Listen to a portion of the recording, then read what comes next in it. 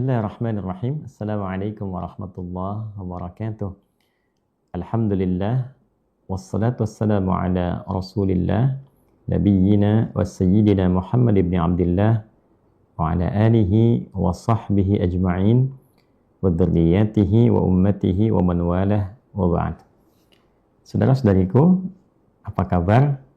Semoga kita semua khususnya di hari ini diberikan rahmat Allah Subhanahu wa taala yang membimbing kehidupan kita di dunia ini dalam beraktivitas, dan dengan itu dinilai baik oleh Allah sehingga kita dapat berpulang kepada Allah dalam keadaan yang mulia. Amin ya rabbal alamin. Alhamdulillah, di hari ini kita telah memasuki tanggal 8 Rajab, di antara bulan yang diistimewakan di dalam Al-Quran. Ada isyaratnya dan diperjelas dalam hadis Nabi Sallallahu Alaihi Wasallam tentang keutamaannya.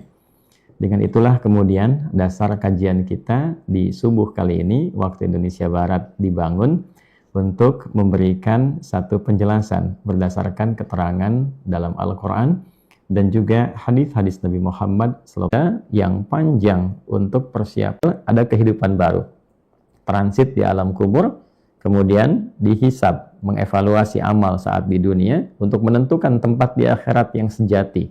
Kita berharap ingin mendapatkan surga, maka Al-Quran memberikan pesan yang dalam kepada kita. Sejak di dunia, siapkanlah bekal itu sebelum engkau berpindah pada tempat berikutnya, pelabuhan berikutnya. Demikian hukum kehidupan. Ketika kita akan berpindah tempat, tentu kita akan menyiapkan bekal terbaik ke tempat yang akan kita tuju. Anda dari Indonesia misalnya akan berangkat, taruhlah kemudian umrah saja misalnya. Bukankah dengan umrah itu Anda menabung, menyiapkan bekal? Pun demikian ketika akan jalan-jalan, ada sebagian mengisi waktu liburan. Saya melihat ada yang berangkat ke Jepang, ada yang berangkat ke Korea, ada yang berangkat ke Turki, ada yang mengisi dengan ibadah di tempat-tempat seperti tadi saya sampaikan, misalnya ke Mekah, ke Madinah. Tak mungkin berangkat kalau tidak ada bekalnya. Maka kita tarik logika ini untuk menempatkan pada logika kehidupan kita. Logika kehidupan kita mengatakan bahwa setelah meninggalkan dunia, kita akan berpindah ke tempat lain, di pelabuhan lain. Maka dengan logika yang tadi kita gunakan, tempatkan dengan cara berpikir yang sama. Ke alam kubur, bukan sekedar mengakhiri kehidupan lalu berpindah alam, tidak. Ada bekal yang harus disiapkan, ada ketentuan yang harus diikuti, ada larangan yang harus ditinggalkan. Tidak semaunya kita masuk ke Jepang misalnya. Ada ketentuan berlaku, syaratnya, ketentuannya, cara masuknya, bahkan visanya, bahkan juga mungkin ada seleksinya, dan seterusnya, seterusnya. Lalu ketika tiba di sana harus mematuhi aturan. Tidak sembarangan kita berkeinginan menempatkan aturan kita di sini, ditempatkan di tempat lain. Demikian alam kubur punya aturannya, akhirat punya aturannya. Dan Islam datang membawa visi yang terukur dengan durasi yang panjang. Hendaklah setiap kita yang beriman mempertaruhkan keimanan kita dan membuktikannya untuk meningkatkan takwa kepada Allah. Di antara ciri orang takwa itu selalu punya agenda kehidupan yang terukur dan panjang. Saat ini kita berada di bulan Rajab. Setelah Rajab adalah Sya'ban. Setelah Ramadan, setelah Sya'ban adalah Ramadan. Rajab, Sya'ban, Ramadan. Demikian Syawal, kemudian Dzulqa'dah, Dzulhijjah, seterusnya berputar kembali selama 12 bulan. Setahun kita berputar. Bagaimana Islam memberikan pedoman, bagaimana Islam memberikan penguatan dan korelasi setiap bulan dengan bulan lainnya, itulah materi yang akan kita kaji di pertemuan subuh ini, waktu Indonesia bagian Barat. Kita mulai teman-teman dari Al-Quran terlebih dahulu. Seperti biasa, kita berupaya untuk menggali pedoman-pedoman berkehidupan yang terdapat dalam Al-Quran. Saya beberapa hari ini mencoba berpikir lebih realistis. Kadang-kadang kita lebih banyak meluangkan waktu untuk mengakses informasi duniawi. Buka media sosial, buka informasi di online, buka juga WhatsApp, Instagram, mengakses berbagai macam informasi yang kadang-kadang tidak penting.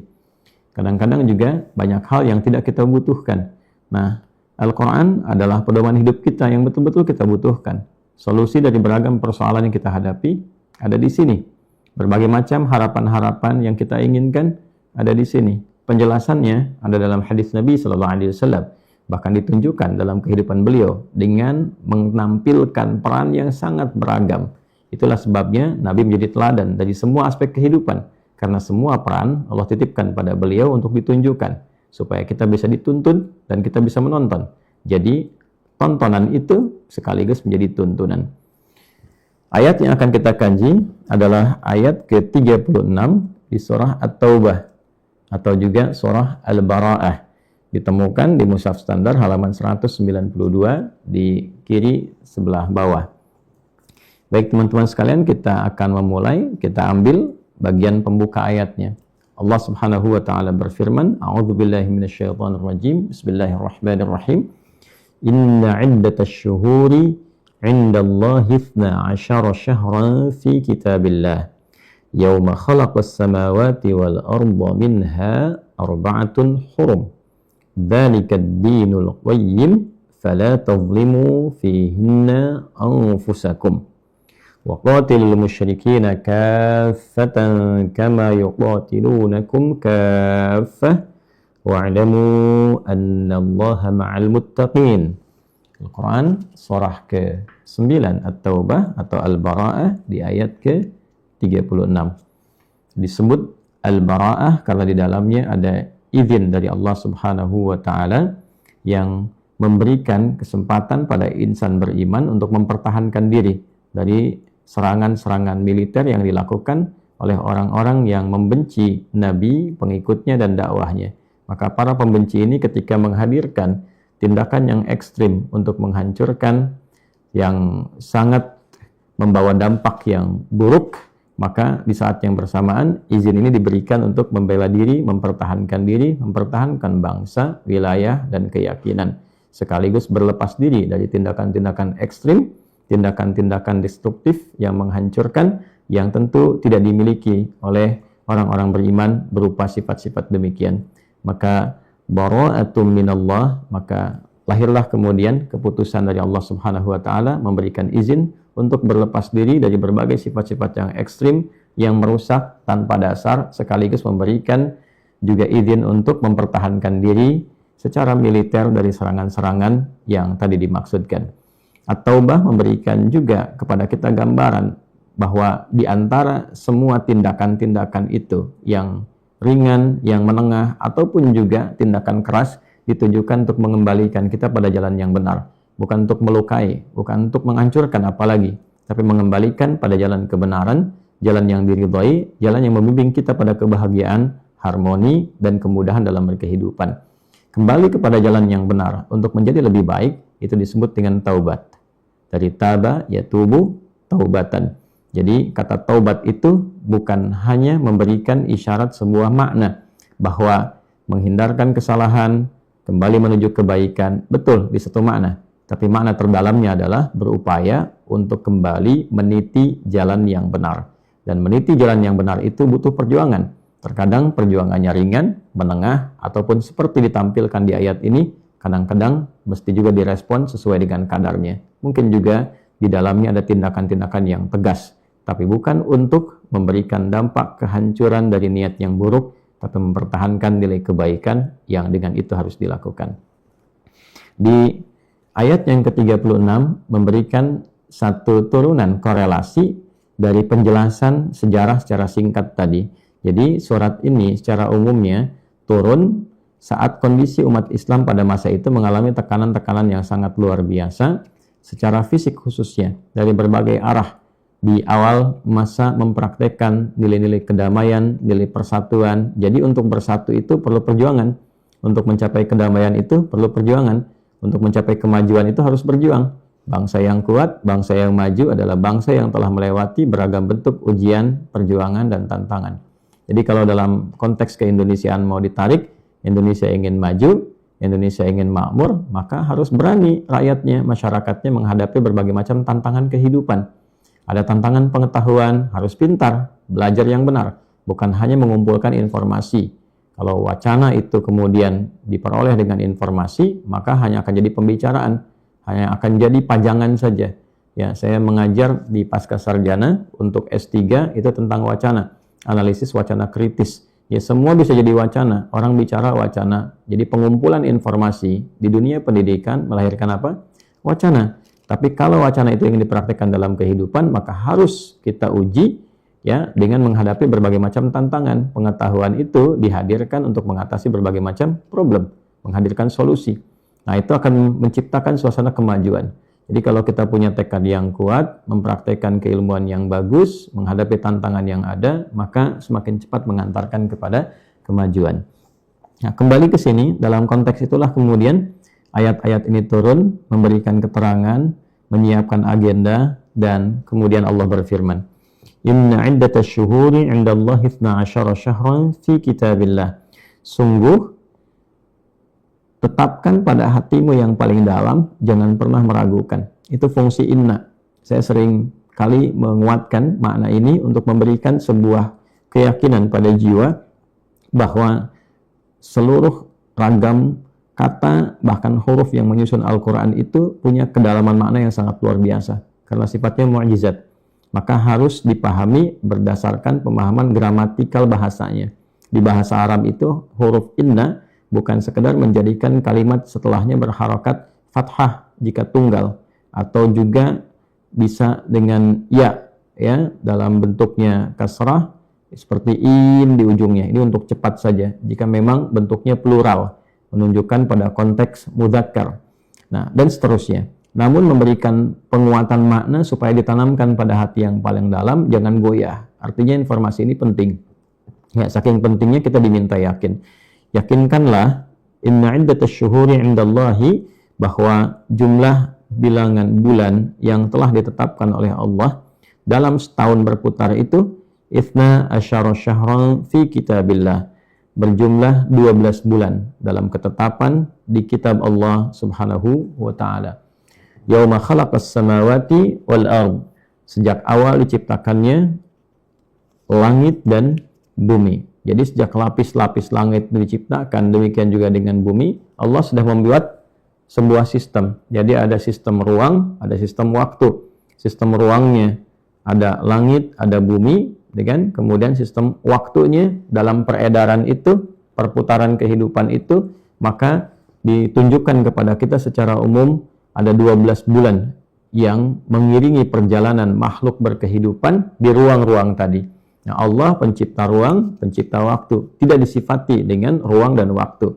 Jadi tidak bisa kita mensifati Allah dengan bertempat, ya, sekaligus juga berwaktu, karena pencipta tidak disifati ya dengan apa yang diciptakannya.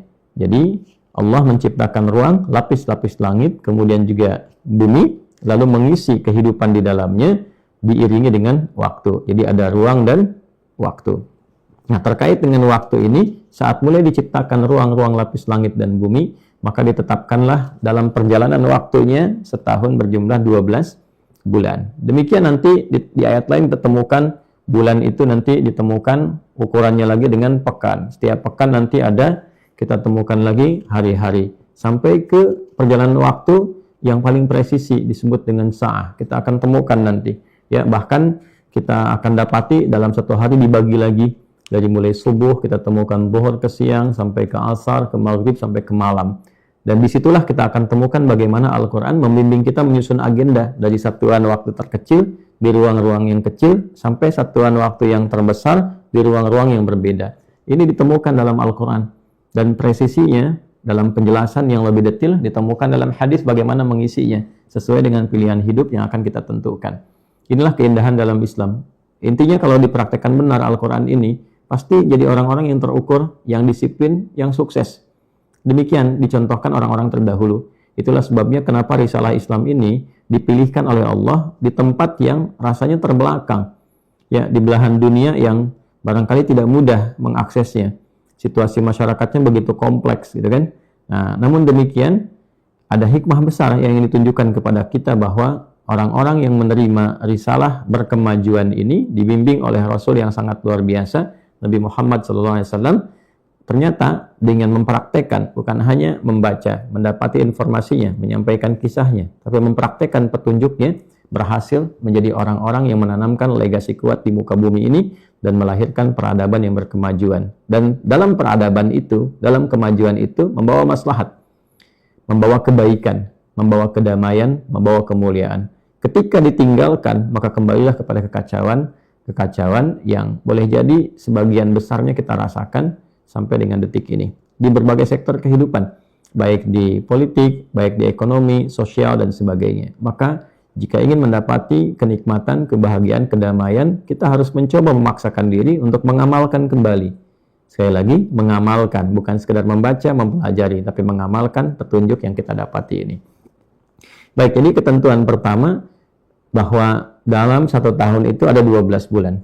Menariknya teman-teman, kata bulan sendiri dalam bentuk waktu ya, bukan dalam bentuk benda langit ya. Dalam bentuk waktu, syahrun, kita temukan sebanyak 12 kali di dalam Al-Quran.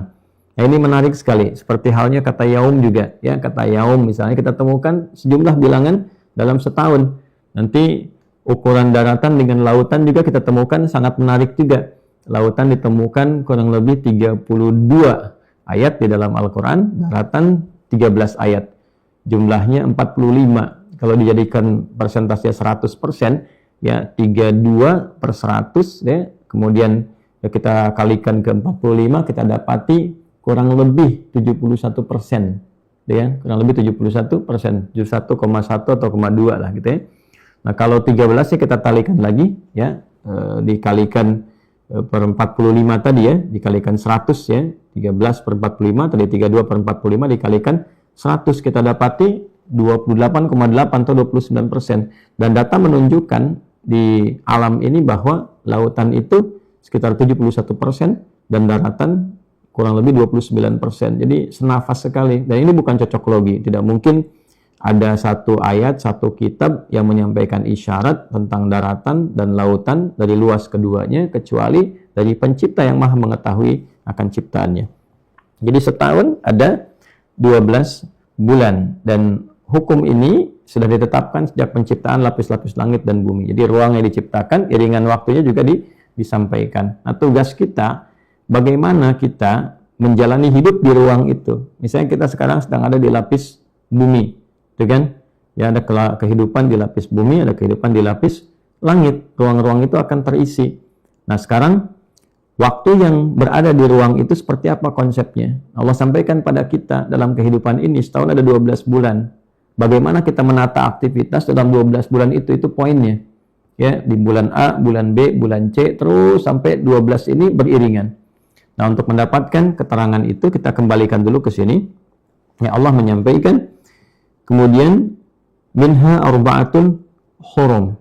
Nah, dalam 12 itu ada 4 bulan yang disebut dengan bulan hurum. Jadi Al-Quran di sini membagi, saya pernah meneliti ini dalam berbagai turunan tafsir juga, kemudian mendapati satu bagian kesimpulan dari bagian-bagian lain tentu yang mengisi dan melengkapi.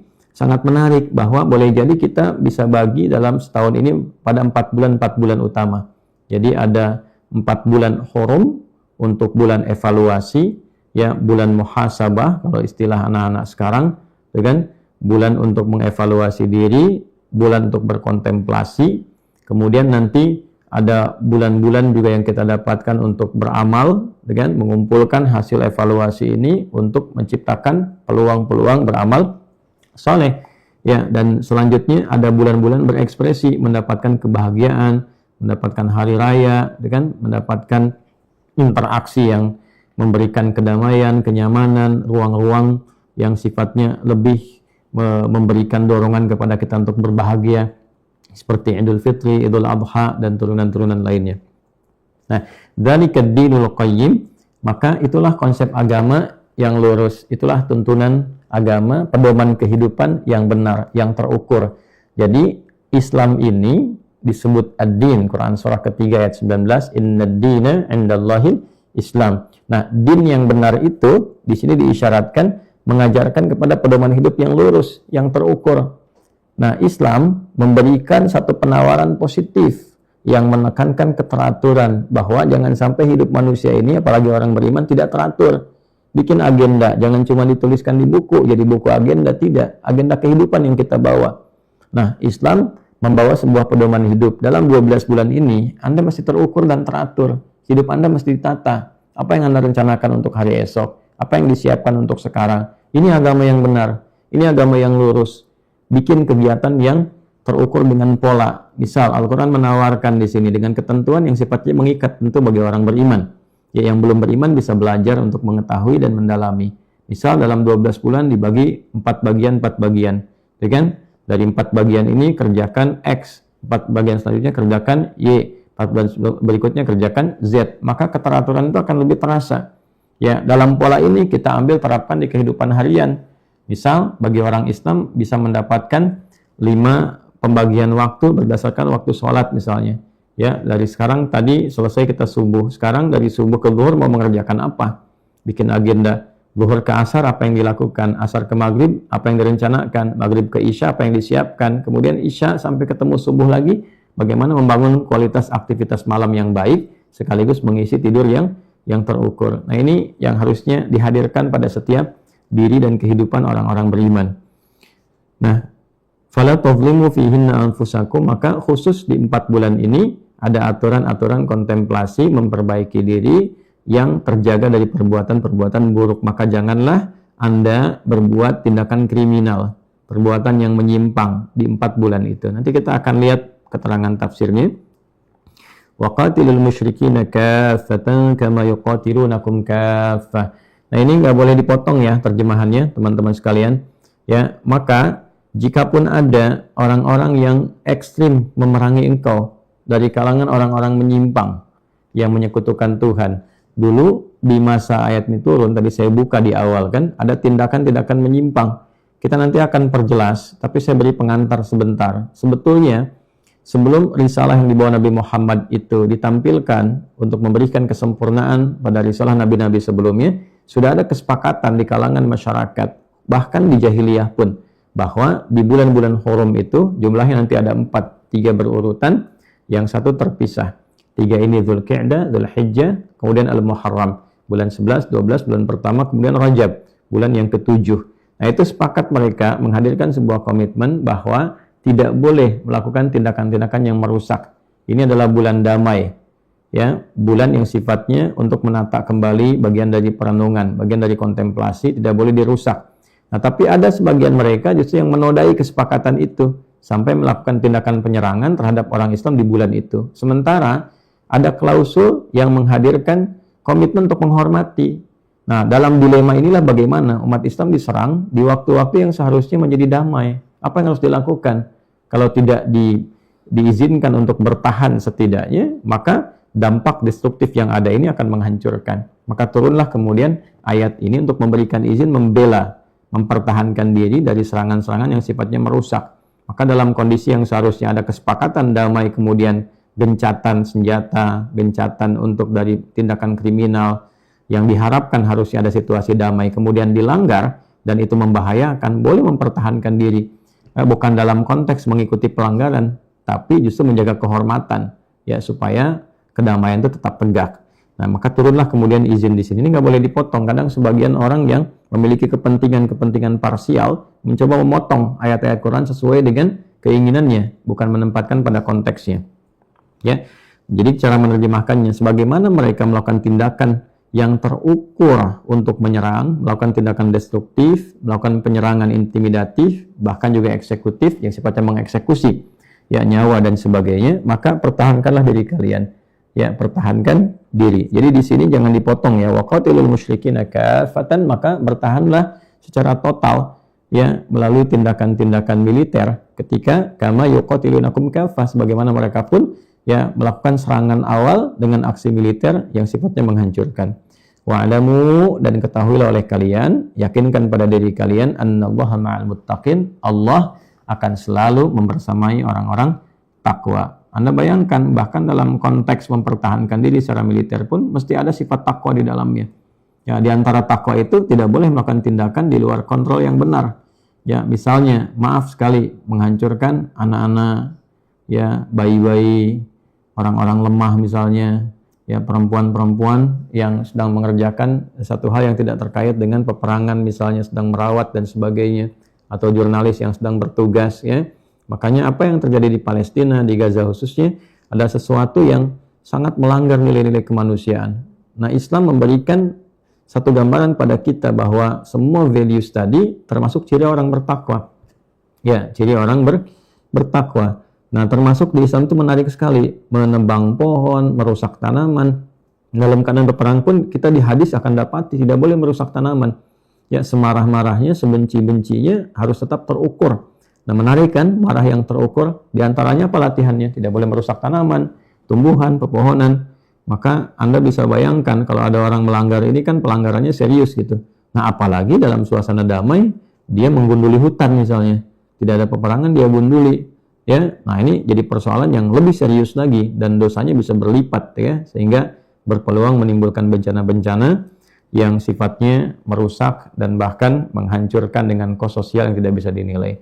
Maka penting kita kembali ke jalan-jalan yang benar, ya, dengan tujuan yang benar supaya hidupnya juga benar. Itulah taubat.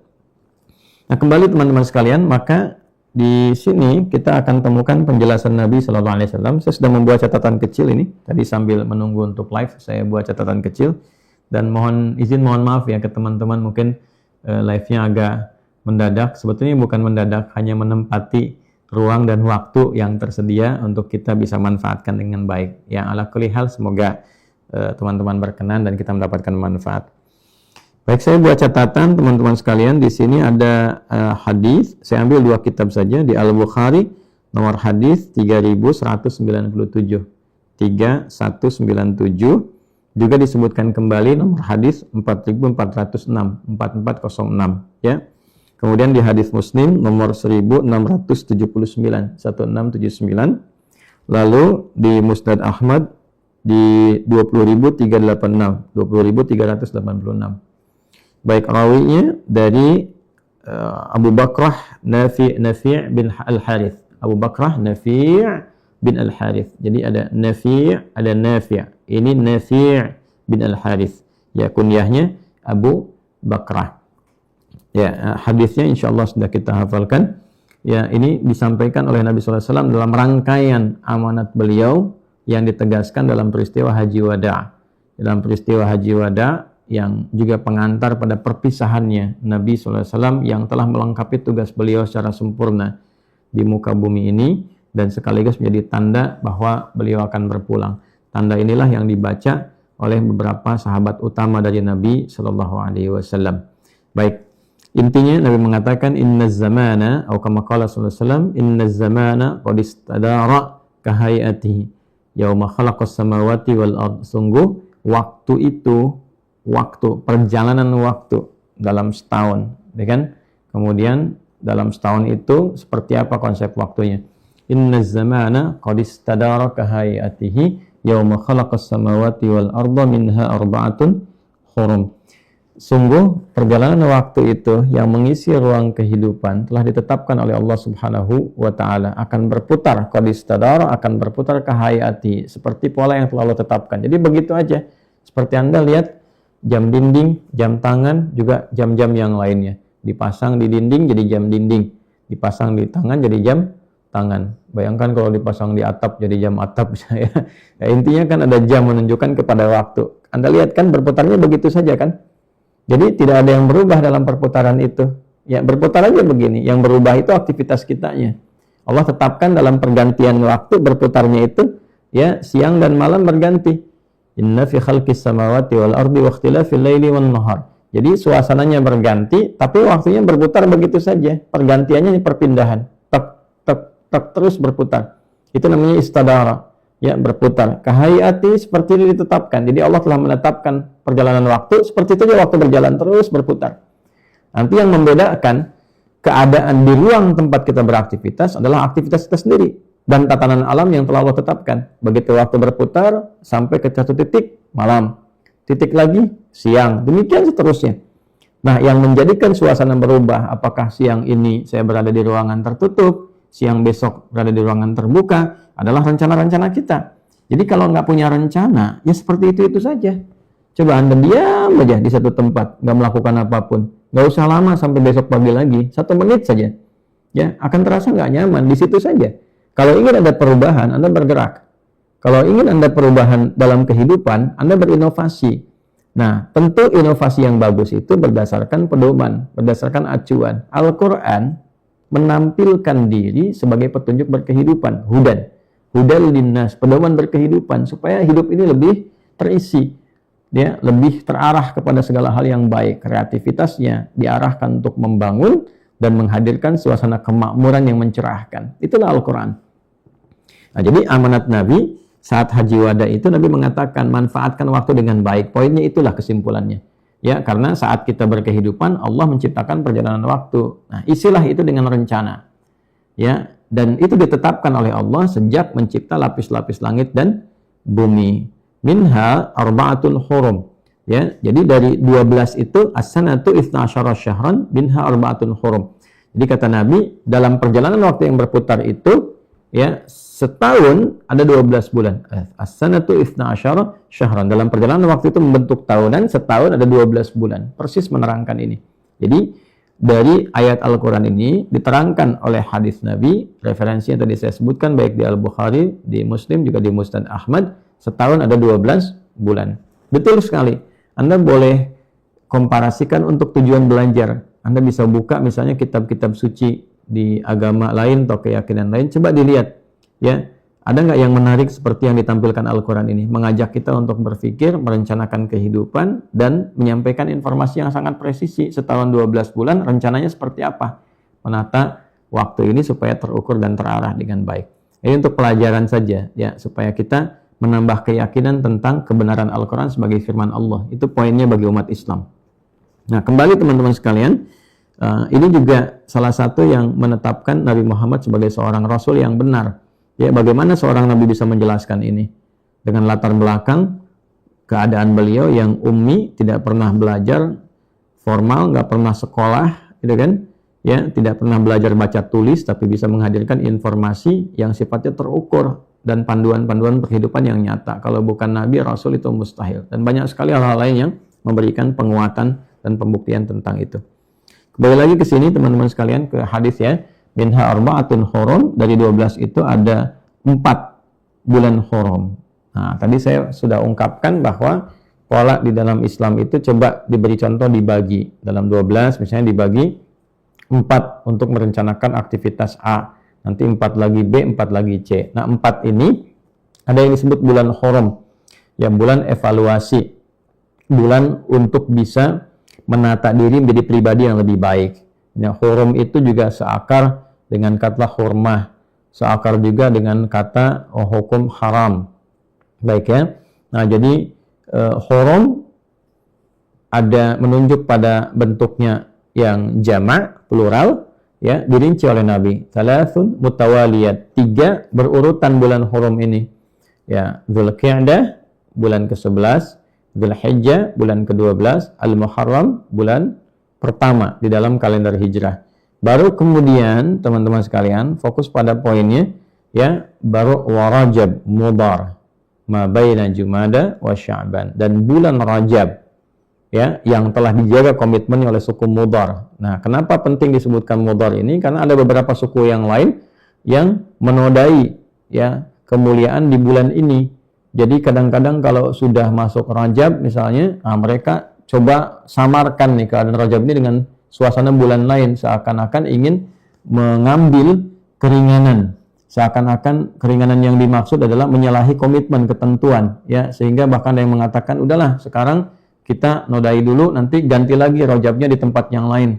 Ya, kalau diambil misalnya yang seharusnya sekarang ini gencatan senjatanya pindah aja. Yang seharusnya nggak boleh melakukan tindakan kriminal untuk evaluasi, ntar di bulan lain aja, sekarang lakukan dulu. Nah, itu ada suku-suku yang demikian, yang komitmen menjaga kemuliaan, kesucian bulan ini adalah suku Mudhar. Makanya disebutkan Rajab Mudhar, dan Rajab yang dijaga komitmen kebaikannya oleh suku Mudhar yang letaknya antara bulan Jumada, bulan ke-6, dan Sya'ban bulan ke-8, yaitu bulan yang ke-7. Dan kita sekarang berada di dalam bulan itu. Nah, ini poin yang kita dapatkan dari kesimpulan perjalanan tadi. Nah, nama-nama bulan ini dan perjalanannya sudah ada di era Nabi. Kelak nanti setelah Nabi meninggal, dirumuskanlah sebagai pelajaran hidup oleh para sahabat saat musyawarah diusulkan menjadi penanggalan kalender dan berkegiatan dalam Islam. Jadi kalender Islam itu bukan sekedar nama, tapi di dalamnya ada makna, teman-teman sekalian. Nah, ini yang membedakan dengan mungkin kalender-kalender lain. Wallahu a'lam ya, saat penamaan itu apa yang diharapkannya, apakah menunjukkan waktu saja gitu. Nah, di Islam tidak demikian.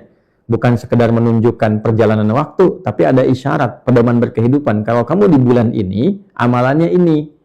Nah, yang menarik pedoman ini berlaku di setiap masa, itulah indahnya. Ya, selalu menampilkan perubahan ke arah yang positif. Nah, perubahan ke arah yang positif dengan mengatasi segala tantangan dan rintangannya disebut hijrah namanya. Ya, kenapa kalendernya disebut hijriyah? Mengambil peristiwa perjalanan Nabi yang dipandu oleh Allah untuk memberikan isyarat kepada insan beriman di setiap ruang dan waktu. Kalau ingin menggapai kesuksesan, ingin menggapai suasana cerah berkemajuan, ini tantangannya, ini caranya, ini polanya, mesti mau berubah, mesti mau bergerak, mesti mau memperbaiki diri, mesti berani menghadapi tantangan. Ya, nah dengan itulah kemudian kemajuan didapatkan sampai tercipta suasana Al-Madinah Al-Munawwarah. Demikian hidup kita pun kalau ingin sukses, ya kita secara pribadi mesti mau bergerak, jangan banyak diam. Ya kan? Nah, bagaimana cara bergerak ini? Maka disinilah kemudian muncul panduan. Rajab. Misalnya kita berada di bulan Rajab. Apa panduannya? Nah, maka pertama diterangkan lagi oleh Nabi, fala tadhimu fihinna anfusakum. Persis seperti tadi Al-Quran menegaskan. Nabi merinci kembali. Maka yang pertama kali Rajab itu termasuk bulan hurum yang lain adalah bulan evaluatif. Ya, bulan untuk mengevaluasi diri, muhasabah, introspeksi. Nah, supaya mengoreksi diri untuk menghindari perbuatan-perbuatan yang menyimpang, perbuatan salah. Kan gampang ya, konsep mengatakan kalau ingin mendapatkan yang positif, jauhi negatifnya. Kan hidup itu berpasangan. Wa min kulli syai'in khalaqna zawjaini la'allakum tadhakkarun. Dan segala hal, kata Allah, Allah menciptakan segala yang berpasangan, ya, agar kamu sadar hanya Allah yang tidak punya pasangan. Jadi pasangan itu tinggal dicari lawannya. Kalau tidak ingin kita mendapati yang salah, mesti banyak berbuat benar kan? Jadi dengan orang menghindari salah, pasti benarnya terkumpul. Kalau menghindari yang jelek-jelek, yang baiknya terkumpul. Nah, yang jelek-jelek diakumulasikan sebagai penyimpangan-penyimpangan, itu disebut zulmun namanya. Orangnya disebut zalim. Ya, kata kerjanya dari zalama yazlimu, ya, berbuat menyimpang, menempatkan sesuatu bukan pada tempatnya. Ya, nah ketika kita ingin merubah perbuatan zalim itu menjadi perbuatan yang baik, ya, menjadi ke arah yang menerangi cahaya, minal zulumati ilan nur, keluar dari perbuatan yang menyimpang menuju ke perbuatan baik yang mencerahkan, mengandung cahaya. Habis gelap terbitlah terang, ya. Itu kan lawannya gelap, lawannya apa? Terang. Perbuatan buruk itu menghadirkan kegelapan. Sehingga seringkali diambil sebagai imajinasi visual, kadang-kadang ditampilkan. Suasana gelap menunjuk pada asosiasi keburukan-keburukan. Ketika itu bisa dihilangkan, terangnya muncul. Nah, maka untuk menghadirkan terang, mulut yang bicara terang yang baik, mata yang menatap terang dengan cara yang baik, dengan cahaya, nur, ya, maka kembali kepada Allah. Ini yang dimaksud Quran surah kedua ayat 257. Allahu waliyyul ladzina amanu yukhrijuhum minadh dhulumati ilan nur. Allah menjadi pembimbing bagi hamba-hambanya yang beriman, yang ingin mengeluarkan diri dari perbuatan yang tercela, dari kegelapan menuju cahaya yang terang benderang. Ya kan, habis gelap terbitlah terang. Kemana untuk mendapatkan itu? Kembali kepada Allah. Makanya Kartini kan suka baca Quran tuh, ya kan? Waktu itu Raden Ajeng Kartini menggali, membaca saat masa-masa di Pinggit itu, ya kan? Nah, saya sempat masuk juga ke museumnya, ya, melihat yang ada di Rembang itu kan. Kalau kita lurus dari arah Semarang, kemudian masuk Demak, Demak Kudus, Kudus Pati, Pati Juwana, Rembang, begitu masuk alun-alun tuh sebelah kanan tuh, ya, di situ ada masuk sedikit lah, jalan sekitar 100 meter, 150 meteran, itu ada Museum Kartini di situ. Nah, teman-teman bisa masuk, bisa melihat. Kalau makamnya kan nggak di situ, tapi museumnya ada di situ. Nah, ini menarik sekali, ya, tapak-tapak kehidupan dan baktilas beliau itu. Di antaranya kan sangat viral sekali. Selain surat menyurat, kenapa hanya surat menyuratnya yang dibahas, ya? Tidak dibahas bagaimana beliau belajar Qur'annya gitu, ya. Nah, di sini kembalikan ke konteks kita. Jadi bagaimana menyusun hidup yang terang itu? Yang menghilangkan gelapnya. Bagaimana menampilkan baik, menghilangkan buruknya. Maka fala tadhlimu fihinna anfusakum. Hendaklah di bulan-bulan ini jadikan sebagai bulan evaluasi. Jadi kalau kita masuk di bulan Rajab ini, bagi umat Islam, panduan yang pertama adalah bulan Rajab adalah bulan awal yang memandu kita dalam pertengahan ke bulan berikutnya untuk memperbaiki diri, mengevaluasi dari ujung kepala sampai ujung kaki. Jadi dari mata, kalau ingin matanya berfungsi baik, ya hilangkan, jauhi pandangan yang salahnya. Berlatih diri. Ya kalau misalnya di bulan ini 1 bulan, kita ambillah misalnya 30 hari, ya kita berlatih. Kita ukur bagian tubuh kita yang sering kita fungsikan dalam kehidupan ada berapa, lalu kita berlatih. Misalnya di 3 hari ini saya ingin berlatih untuk mata, kalau kita bagi kepada 10 bagian ya, mata. Nanti 3 hari berikutnya saya ingin melatih ke lisan, ya. Kemudian berikutnya saya melatih ke telinga, terus sampai ke ujung kaki. Nah, kebiasaan buruknya, yang tidak baiknya, mencoba untuk ditahan sampai hilang. Tekan sampai hilang. Ketika itu bisa dilakukan, maka akan beralih pada perbuatan baik. Ya, zalimnya hilang, maka muncul hikmah. Hikmah itu al-isobatu fil aqwal wal af'al wa wad'u kulli syai'in fi mahallih. Kesesuaian antara perkataan dan perbuatan serta menempatkan sesuatu sesuai dengan fungsinya. Itulah hikmah. Orangnya disebut hakim. Ya, maka ada tokoh namanya Luqman, disebut Luqman al-Hakim, yang bisa berlatih diri, berkontemplasi untuk mengarahkan fungsi tubuhnya kepada segala yang baik-baik, sehingga setiap yang dikatakan itu sesuai dengan konteks dan kebutuhannya, ya kan? Apa yang dilakukan sesuai dengan keadaannya, maka muncullah sifat bijaksana. Hakim itu dari hikmah, tingkat pengetahuan yang berhasil memandu pemiliknya untuk menempatkan diri pada setiap ruang sesuai dengan kebutuhannya. Makanya orang sering katakan bijak, kan bijak itu sebetulnya buahnya, hasilnya, ya. Sedangkan akumulasi pengetahuan disebut oleh hikmah. Jadi hikmah itu membimbing kepada kebijaksanaan. Makanya di Pancasila sila keempat itu kan dipisahkan. Kerakyatan yang dipimpin oleh hikmat. Nah, kebijaksanaan dalam permusyawaratan perwakilan. Kerakyatan dipimpin oleh hikmah. Artinya apa? Ya, nilai kerakyatan itu menjadi demokratis ketika baik wakilnya terutama, ya, dan juga masyarakatnya berupaya mendapatkan hikmah. Ya, jadi mencari wakil yang punya hikmah, kualitas ilmu yang baik. Ya, ketika dibagi komisi-komisinya sesuai dengan kepakarannya, sesuai dengan ilmunya, dan bisa menempatkan ilmu itu secara bijak, mewakili kepentingan konstituennya.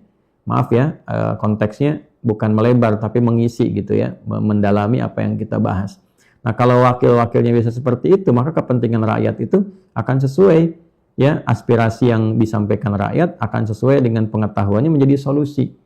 Nah, ini poinnya. Demikian rakyatnya pun mesti ada hikmat, sehingga lahirlah kebijaksanaan. Dan dimusyawarahkanlah itu nilai kebijaksanaan sehingga menjadi kebutuhan kolektif, kebijaksanaan kolektif, ya, yang diwakili dengan sosok-sosok tertentu. Nah, ini idealnya seperti itu. Jadi kembali, bulan Rajab ini adalah bulan evaluasi, bulan untuk menata diri. Ya, bulan hurum, artinya dilarang melakukan tindakan yang menyimpang. Bulan terlarang nih, ya. Jadi hati-hati. Ibnu Abbas radhiyallahu taala anhuma termasuk di antara sahabat junior yang kelak menjadi seorang pakar begawan di bidang Al-Quran dengan doa Nabi, Allahumma faqihhu fiddin wa alimhu ta'wil, memahami banyak hal terkait hukum-hukum, menjadi mufti dalam usia yang sangat muda. Di zamannya Umar bin Khattab radhiyallahu taala anhu menjadi seorang pemimpin, khalifah sepeninggal Nabi SAW, beliau yang dalam keadaan masih muda pun seringkali diminta fatwanya, ya, pendapat-pendapat yang sangat menguatkan, dan itu mendapatkan pujian di kalangan sahabat. Nah, Ibnu Abbas radhiyallahu taala anhu termasuk sahabat yang mengoleksi informasi-informasi penting seputar Rajab ini. Sampai di antara fatwa beliau yang terkenal di kalangan ulama itu, jika ada seorang yang sengaja menodai kemuliaan Rajab ini dengan melakukan tindakan yang menyimpang, maka dosanya 2 kali lipat dibandingkan dengan waktu-waktu biasa. Ya, misal di waktu biasa pun selain Rajab kan dilarang kita berbuat maksiat. Nah, ini bulan Rajab, bulan menata diri, ya, bulan menata diri, turun keterangan langsung untuk menata, menghindari perbuatan menyimpang. Dia sengaja berbuat menyimpang, wah itu dosanya lebih 2 kali lipat tuh. Makanya orang jahiliyah, sejahiliyahnya jahiliyah, nah itu ya, boleh bikin status kalau mau tuh, jahiliyahnya orang-orang jahiliyah, tetap mereka menghormati bulan Rajab untuk menahan diri dari perbuatan menyimpang. Jadi kalau di bulan Rajab ini masih ada yang korupsi, nah itu keterlaluannya bukan sekedar keterlaluan plus itu, ya, jadi dosanya pun plus. Ada yang menipu, gitu kan. Nah, hati-hati ya teman-teman sekalian. Nah, masuk dalam suasana ini kita mengevaluasi diri. Semua bagusnya bertobat. Bulan ini bulan tobat untuk semua. Di Islam itu banyak sekali ya isyarat-isyarat perbaikan. Ini tobat. Kalau mau kita katakan tobat, Islam jelas ada waktunya, ada ruangnya, jelas panduannya, semua bertobat ya, bertobat pada jalan-jalan yang terbaik. Ya, setidaknya kita bisa mengambil momentum itu untuk bersatu, menata kehidupan dari mulai skala kecil, ya, dari ruang-ruang yang kecil pada diri kita, di keluarga, sampai kehidupan berbangsa, bernegara. Ya, sehingga dengan suasana tobat yang kolektif itu diarahkan semangatnya untuk membangun. Setidaknya kita sekarang arahkan energinya untuk membersamai di tempat-tempat, di ruang-ruang, dari lapis-lapis wilayah negara Kesatuan Republik Indonesia ini yang membutuhkan perhatian, dukungan, dan kebersamaan kita semua. Tentu saja semua kita butuh dukungan. Tapi kita membutuhkan satu ruang yang dengan itu, dukungan itu secara kolektif bisa kita jadikan sebagai momentum untuk menjalin persatuan. Ya, seperti sekarang keadaan di Sumatera misalnya teman-teman sekalian, ya. Saya sering ingatkan video saya terakhir bahwa ini sebentar lagi Ramadan. Kalau energinya tidak terarah kepada yang terukur, ya, secara kolektif kita tidak bisa menyatu, tapi masing-masing terlepas dari berbagai kepentingannya, maka hasilnya pun saya kira tidak akan maksimal.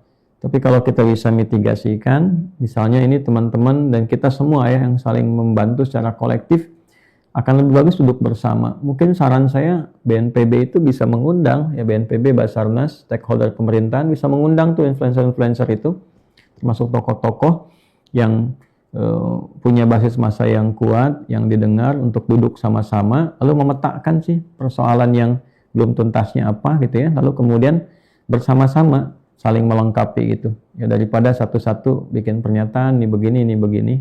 Mungkin akan ada baiknya, tentu akan ada baiknya. Tapi kalau pekerjaan kolektif itu insya Allah hasilnya juga akan lebih baik. Tentu kita menghadirkan niat-niat yang positif untuk semuanya.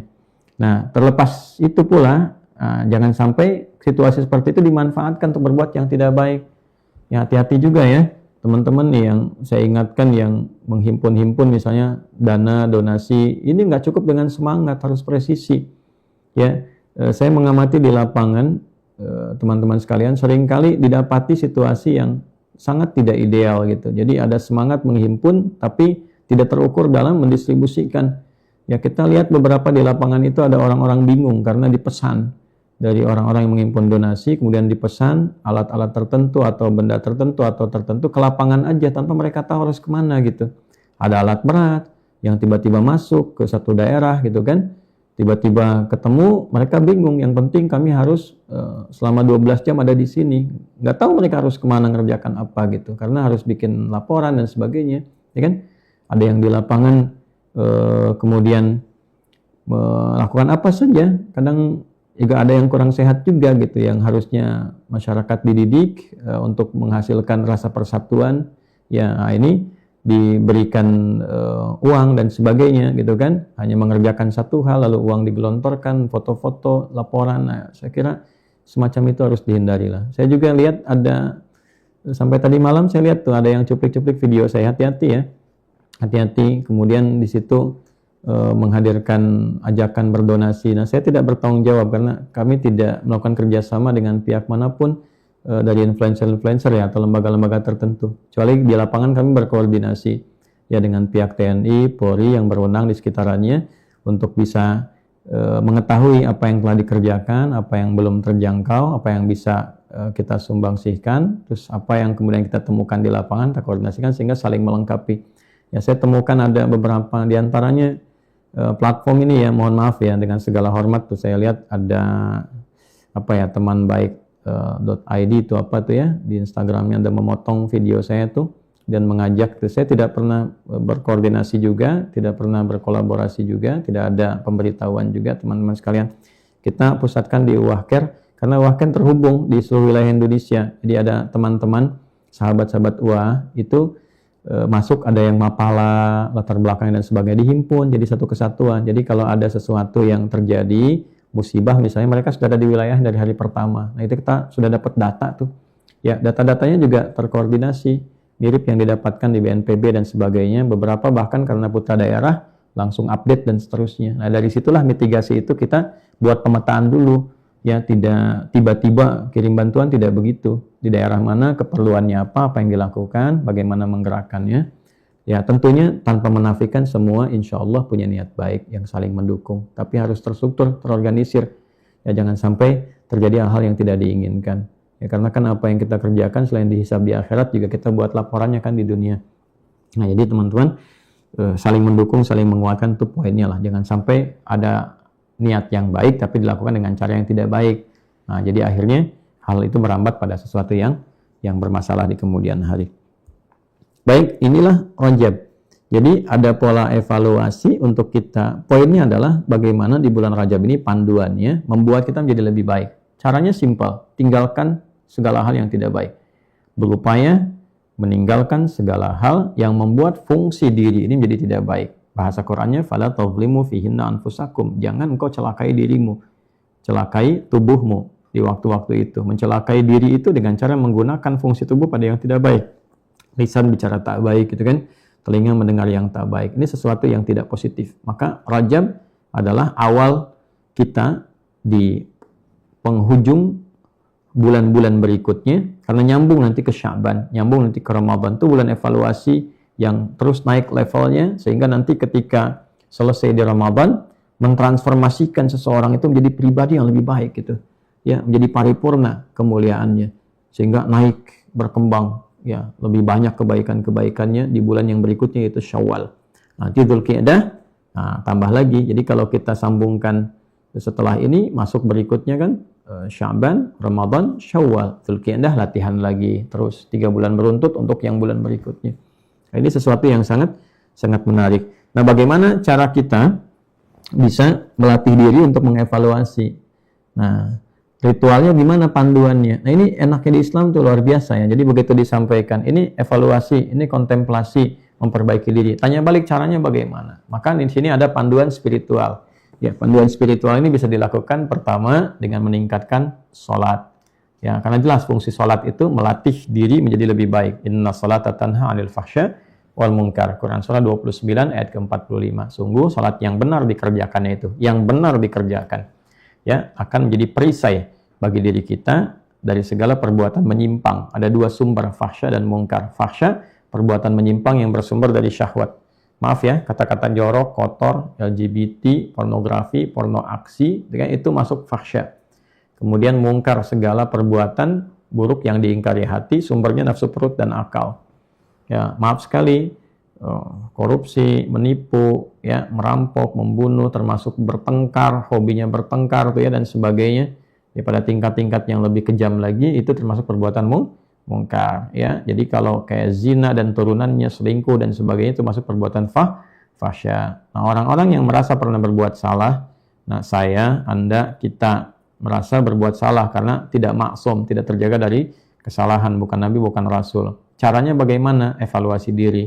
Bagaimana memulainya? Dimulai dengan sholat, supaya terhubung dengan Allah. Kalau sudah terhubung, kita merasa diawasi Allah, dipandu, maka dengan sendirinya tubuh ini akan terjaga dari perbuatan maksiat dengan 2 sumber tadi. Jadi bulan Rajab bulan yang bagus untuk meningkatkan sholat. Meningkatkan apa? Sholat. Nah, maka dari itu kan nanti ada peristiwa juga yang teriring dengan itu, yaitu Isra Mi'raj. Ya, hadiah dari Isra Mi'raj itu kan apa? Sholat kan? Nah, jadi fungsinya apa? Membuat kita menjadi lebih baik, mengevaluasi diri. Jadi itu urutannya, dari mulai bulannya, peristiwanya, ya, keadaan agungnya, hadiahnya apa, manfaatnya apa, sampai ke titik itu. Jadi Isra Mi'raj itu bukan sekedar peringatan yang kemudian bagus-bagus sih, acara besar misalnya kan, ngundang penceramah, lalu kemudian bisa kumpul-kumpul di daerah, bikin makanan, bagi-bagi, secara sosial sangat bagus sekali. Tapi harus ada manfaat lebih yang didapatkan untuk pemahaman masyarakat. Apa momentum itu manfaatnya untuk kita? Ya, secara sosial ada, bertemu, berkumpul, berbahagia, mendapatkan pencerahan, berbagi kebaikan. Sangat bagus sekali. Ya, tapi poin yang paling besarnya adalah bagaimana mengambil peristiwa penting di Isra Mi'raj itu dengan menampilkan hikmah dan ibrahnya, itu peristiwa sholat yang bisa dilakukan sesuai fungsinya.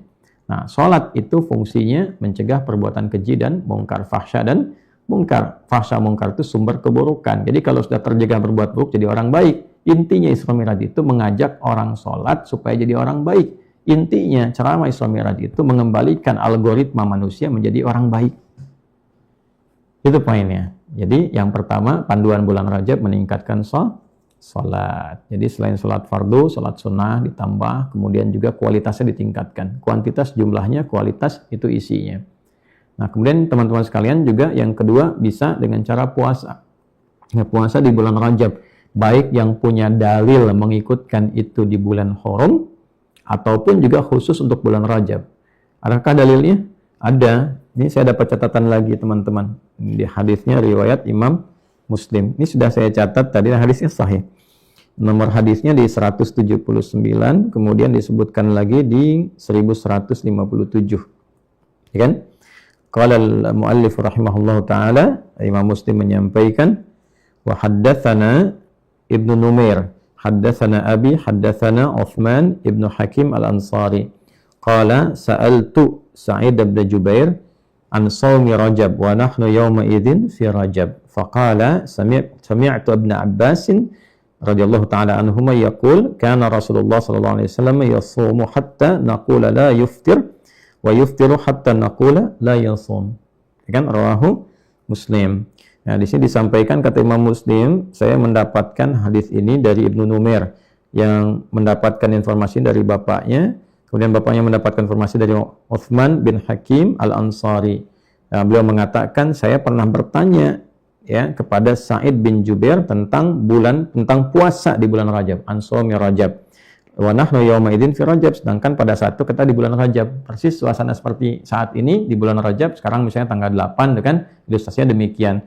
Nah, kemudian di sini Uthman bin Hakim Al-Ansari, yang orang Ansar, bertanya kepada Sa'id bin Jubair tentang puasa Rajab, sedangkan pada saat itu di bulan Rajab. Maka beliau mengatakan, Sa'id bin Jubair, sami itu Ibnu Abbas yaqul, saya mendengar Ibnu Abbas pernah menyampaikan informasi penting seputar ini. Nah, ini sanadnya ke Ibnu Abbas radhiyallahu taala anhuma. Tadi saya katakan di awal, Ibnu Abbas itu termasuk orang yang paling mengetahui tentang bulan-bulan Haram, termasuk Rajab di dalamnya. Jadi fatwanya di sini sangat didengar oleh para ulama di kalangan-kalangan sahabat, tabi'in dan turunan-turunannya. Di hadisnya sahih. Apa kata Ibnu Abbas radhiyallahu taala anhuma?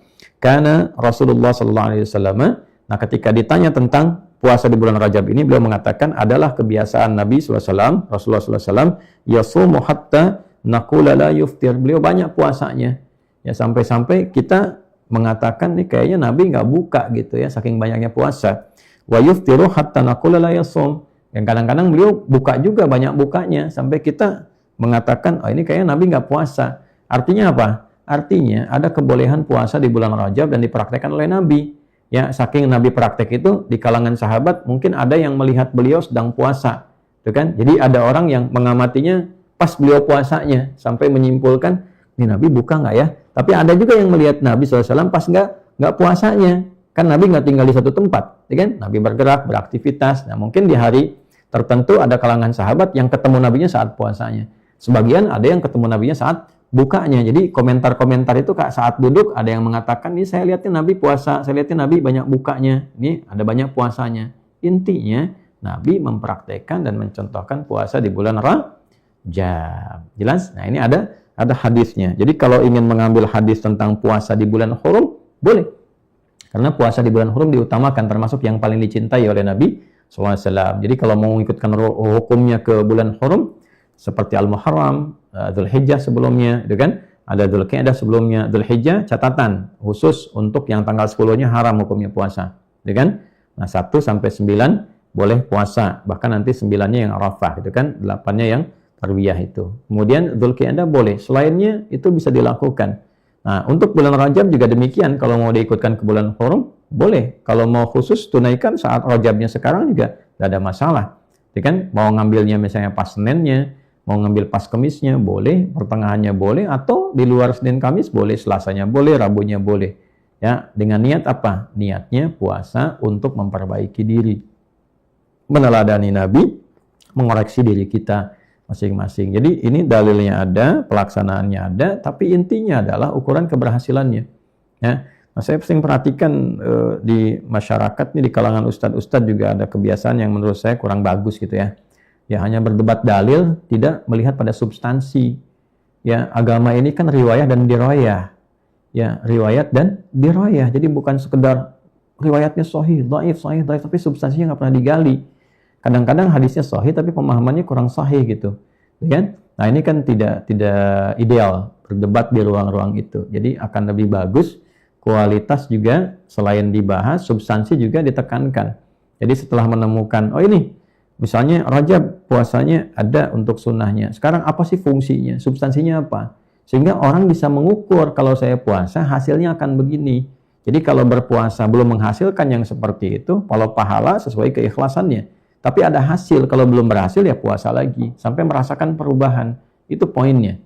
Gitu ya. Jadi teman-teman, ini gambarannya, dalilnya, referensinya telah kita ungkapkan. Dan kalaupun ada yang kurang-kurang bisa dilengkapi. Kalaupun di pihak lain misalnya ada yang lebih baik, bisa diambil. Kalaupun ada yang kurang, tidak harus dijatuhkan. Ya, tapi harus kita menambahkan referensi supaya kekuatan beragama kita lebih baik. Jadi ini teman-teman sekalian, pedoman amal di bulan Rajab, utamanya mengevaluasi diri dengan segala konteksnya sehingga menjadi pribadi yang lebih baik. Nilai evaluatif itu digambarkan dalam suasana taubat. Jadi saya mengajak kepada diri saya pribadi dan kita semua untuk bertobat, kembali kepada jalan-jalan kebaikan, baik secara personal ataupun secara kolektif, kebersamaan, dan kita pancarkan cahaya-cahaya hasil taubat itu pada suasana membangun yang utuh, yang berkerukunan, yang mempersatukan. Dan latihan untuk menempuh itu adalah latihan kesadaran diri dengan meningkatkan sholat secara baik. Kemudian juga yang kedua adalah bagaimana kita mengupayakan perubahan secara menyeluruh, secara komprehensif, dengan cara berlatih menunaikan puasa. Sehingga waktunya lebih terukur. Kita belajar menata waktu, kapan sahur, kapan buka, kapan membagi aktivitas. Puasa itu paling efektif sekali. Meningkatkan kesolehan sekaligus menekan kesalahan-kesalahan. Minimal kalau orang mau maksiat, kalau puasa kan takut. Ya walaupun awalnya takut batal puasanya. Nanti kebiasaan itu membentuk karakter, pada akhirnya terbentuk konektivitas dengan Allah. Sehingga tercipta sifat ihsan. Anta'budallaha ka'annaka tarah fa illam takun tarahu fa innahu yara. Kita menjadikan kegiatan sebagai ibadah dan merasa diawasi Allah sekalipun kita tak bisa menatapnya untuk saat ini. Demikian teman-teman apa yang disampaikan di hari ini dari materi yang kita bahas. Semoga ada manfaat yang kita dapatkan. Yang hari ini memiliki hajat selama baik untuk dunia akhiratnya semoga dikabulkan Allah. Yang punya kesulitan semoga dimudahkan Allah. Yang sakit semoga disembuhkan oleh Allah. Dan kita berdoa khususnya untuk saudara-saudari kita di Sumatera, semoga Allah berikan kekuatan lebih dari sekedar tabah dan sabar tentunya untuk bangkit keseluruhannya dan memberikan kita kemampuan untuk membersamai teman-teman dalam rangka membangun kekeluargaan yang kuat, merasakan kegembiraan bersama dan mengatasi duka juga secara bersama-sama. Teman-teman sekalian, diinformasikan bahwa sampai hari ini kita masih terus membersamai di Sumatera, di 3 daerah khususnya, baik di Aceh, Sumatera Utara, dan juga Sumatera Barat. Dari awal sudah bergerak, kemudian hari ini masih berlangsung, dan insya Allah kita akan terus bersamai. Adapun teman-teman yang sudah berkontribusi aktif ya dengan cara membersamai juga kami buatkan ruang karena banyak sekali pertanyaan ingin menitipkan, makanya kami buatkan satu rekening khusus saja untuk Sumatera itu. Ya tidak bercampur dengan yang lainnya supaya mudah diaudit, mudah juga dilaporkan. Tapi kami batasi ya teman-teman sampai akhir Desember saja ya. Sampai akhir Desember masih berlaku. Ini supaya nanti mudah untuk dievaluasinya, mudah untuk disalurkannya, dan kita insya Allah target paling besarnya sebelum Ramadan ini sudah kita bisa bersinergi. Jadi bukan tampil mandiri tapi bersinergi dengan semua kalangan bisa berbuat sesuatu. Kami juga mengucapkan terima kasih pada saudara-saudariku yang semuanya tanpa kecuali influencer yang baik-baik, kemudian juga teman-teman yang baik-baik ya. Saya lihat Masya Allah semangatnya. Kita itu punya modal yang sangat kuat untuk bersatu, modal yang sangat kuat untuk menjadi keluarga. Mari kita jadikan suasana ini untuk mengikat kembali persaudaraan dan kekuatan keluargaan di antara kita. Sehingga membangun bangsa ini bisa dilakukan dengan lebih ringan, walaupun tantangannya tidak mudah. Sekali lagi, semoga Allah memberikan pahala pada kita semua. Teman-teman semua yang tulus-tulus, yang programnya banyak-banyak, ya saya nggak bisa sebut karena terlalu banyak yang berkontribusi. Semoga Allah meridai kita dan semoga meringankan hisab kita. Ya, demikian. Semoga berkenan. Maafkan saya. Subhanakallahumma rabbana wa bihamdika nasyhadu an la ilaha illa anta nastaghfiruka wa natubu ilaik. Wa akhiru da'wana alhamdulillahi rabbil alamin. Wassalamualaikum warahmatullahi wabarakatuh.